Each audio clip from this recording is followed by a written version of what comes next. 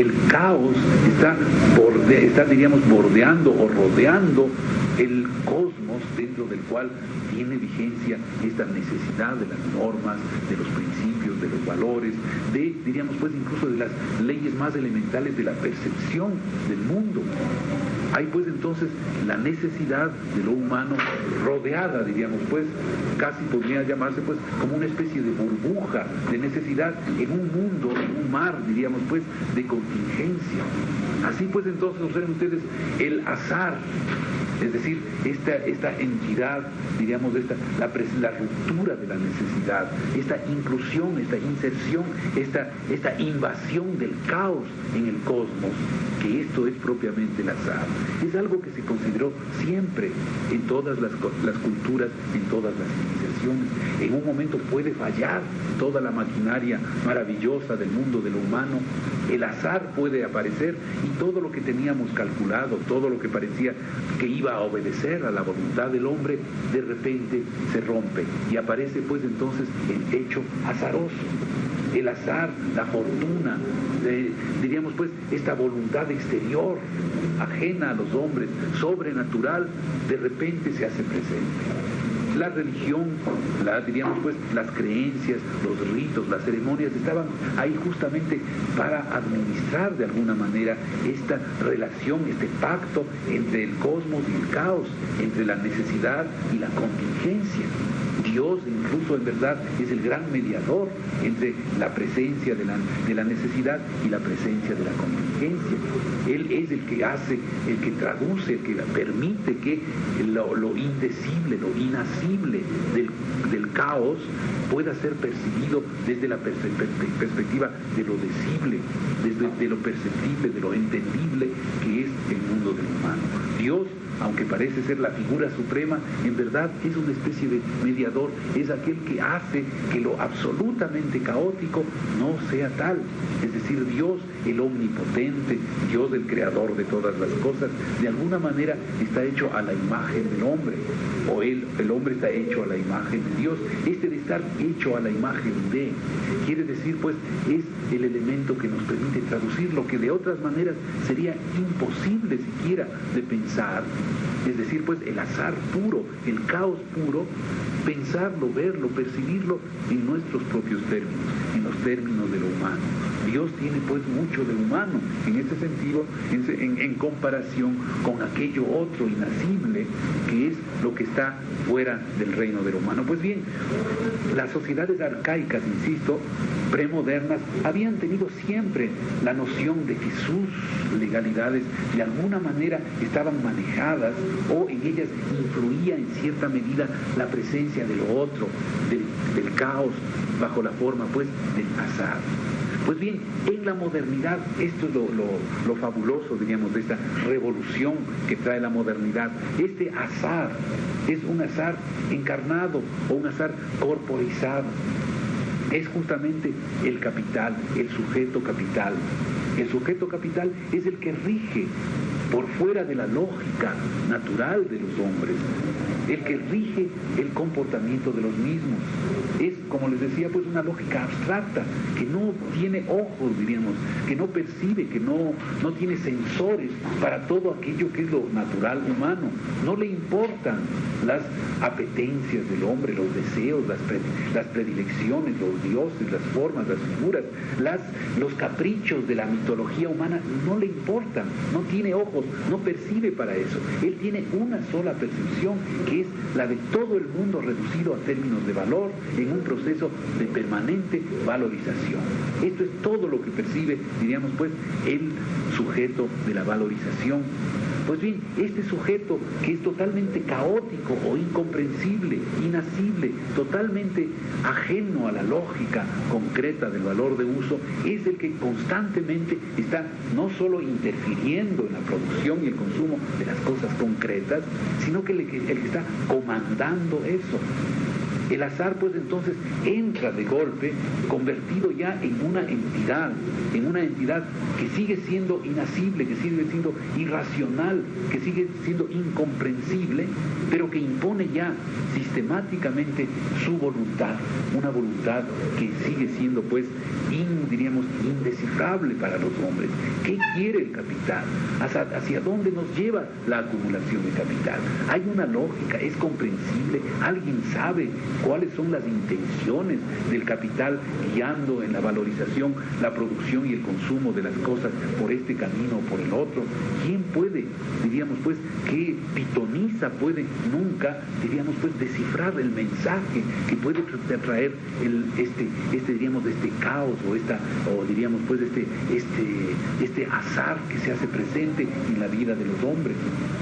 La vida de los hombres pues entonces, como siempre, sigue siendo dominada por el azar, pero en el caso de la modernidad, este azar es un azar que está siendo hasta cierto punto pues, que está siendo encarnado o corporizado por un funcionamiento que está allí, que es la valorización del valor. La valorización del valor está allí. Este sujeto sustitutivo del que habla Marx está allí presente en la esfera de la circulación. Esta es entonces un poco la idea, ¿no? Hay entonces, esto es a lo que estamos haciendo referencia, en el mundo moderno hay pues entonces este fenómeno curioso, este fenómeno tan peculiar, el fenómeno de la enajenación. La voluntad humana está, diríamos, cosificada. La capacidad de dirigir sus negocios, su vida pública, su historia. Esta capacidad no está en el mundo de los hombres, sino que está afuera, está, diríamos, cumpliéndose objetivamente en las cosas, en el sujeto capital. Es él el que dirige el proceso. Y el ser humano lo único que hace es ejecutar lo que ese sujeto propone e impone. Ahí nos dice Marx nuevamente, hay una dictadura del capital.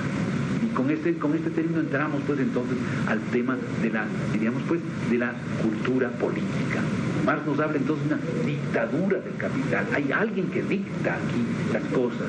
Hay alguien que dice por dónde hay que ir, qué hay que hacer, qué no hay que hacer. Hay alguien que premia y que castiga. Hay un dictador aquí. Pero es un dictador, les insisto pues, un dictador absolutamente impenetrable. No sabemos de sus apetencias, no sabemos de sus caprichos, no sabemos de su voluntad, no sabemos de su idiosincrasia, no sabemos nada. Es, diríamos pues, un dictador completa y absolutamente irracional, incomprensible, su voluntad es impenetrable. Este diríamos pues entonces un poco la idea, ¿no? Hay una dictadura del capital en la vida moderna, ¿no? Cuando hablamos entonces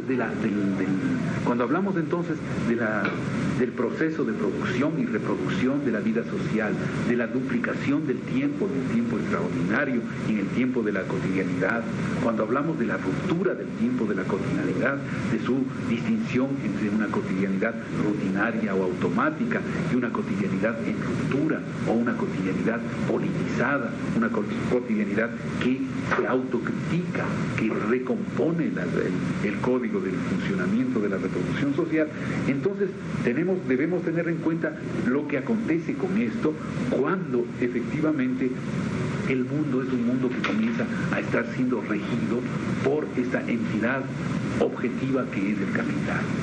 La enajenación afecta pues entonces de manera fundamental, de manera radical al proceso de vida y de reproducción diríamos pues en la cotidianidad humana. La cotidianidad humana es entonces ahora la que hay que percibirla entonces como una cotidianidad desdoblada. La rutina pues entonces, ya la rutina es una rutina que se rige por lo que podríamos decir pues por un código que se ha duplicado, el código automático, es decir, la obediencia automática al código de la reproducción. Es ya ahora una obediencia que tiene, como les había dicho, que tiene que cumplirse de acuerdo a este comportamiento, si se quiere, esquizoide y contradictorio de de un código que en sí mismo no es unitario, de un código que en sí mismo es, habíamos dicho pues entonces, de un código que es en sí mismo contradictorio, porque ¿cuáles son las órdenes que cumple el ser humano en su vida cotidiana? ¿Qué es lo que tiene que hacer? ¿Cuáles son las disposiciones que están en el código? Recuerden ustedes, la rutina de la cotidianidad es el cumplimiento ciego, es la ejecución ciega, automática de lo que son las disposiciones que están en el código y en el subcódigo de la reproducción social, en el código de lo humano, en la subcodificación de cada sociedad concreta. Esto es lo que está cumpliendo ciegamente el ser humano en la rutina de la cotidianidad. Pero ¿cuál es en el caso de la modernidad la disposición o cuál es el código que está cumpliendo, que está llevando, que está ejecutando ciegamente el ser humano? Es un código, como ustedes ven, pues, que ha sufrido un proceso fundamental de desdoblamiento o de contradictoriedad. Es un código que no dice unívocamente las cosas, sino que es un código que implica justamente esa contradicción. La contradicción entre las disposiciones arcaicas de valor de uso y estas otras disposiciones propiamente modernas, las disposiciones de la acumulación, las disposiciones de la valorización del valor. Esta es entonces la orden contradictoria que cumple el hombre moderno. El hombre moderno tiene entonces ahora que cumplir al mismo tiempo dos órdenes, dos imposiciones. La una, la de su propio cuerpo, la de su propia lógica, y la otra, la que montada sobre esta lógica, la domina, la determina, la lógica de la valorización del valor. Esta es entonces, observen ustedes, la transformación moderna de la vida cotidiana. La vida cotidiana, en este sentido, pues entonces, sufre una transformación muy fuerte. Es una vida cotidiana contradictoria, afectada justamente por el fenómeno de la cosificación. Hay siempre un sujeto ajeno que está hablando ahí, que está imponiendo su voluntad, que está, transformando todo lo que queremos hacer. Hay una segunda voz que está diciendo algo, que está alterando, que está modificando la orden que recibimos del código que cumplimos automáticamente. Esta peculiar existencia es, insisto, a la que hacían referencia los novelistas del siglo XIX cuando volcaron sus ojos sobre el problema de la modernidad. El hombre moderno es un hombre que de entrada nos planteaba que se enajena, que en otro sentido de la palabra, que se distancia, que se vuelve incomprensible para el hombre natural o del campo. Es un hombre que se vuelve ciego, que pierde, que se vuelve duro.